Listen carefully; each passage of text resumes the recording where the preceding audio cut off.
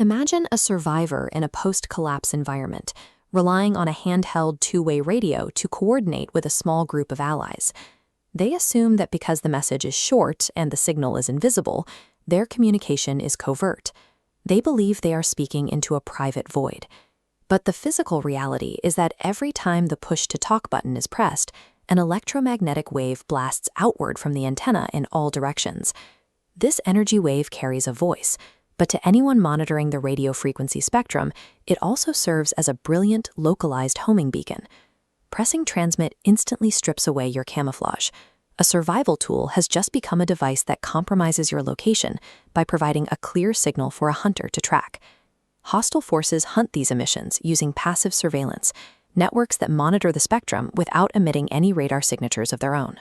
When a signal is detected, an automated system determines its angle of arrival, calculating the specific compass bearing originating from the transmitter. This circular correlative interferometry array is used to catch rogue signals.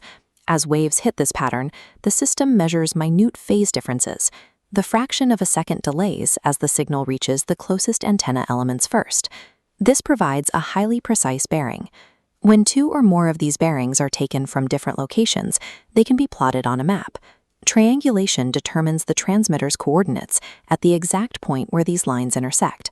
The fundamental geometry of intersecting angles ensures that if your signal reaches multiple sensors, your position is mathematically fixed.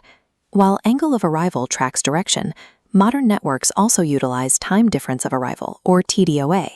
This method ignores compass headings to focus instead on the constant speed of light.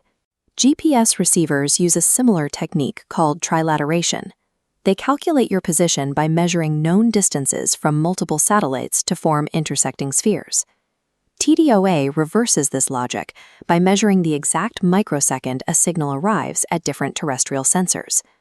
The time differences are used to generate hyperbolae that snap together to find the origin point.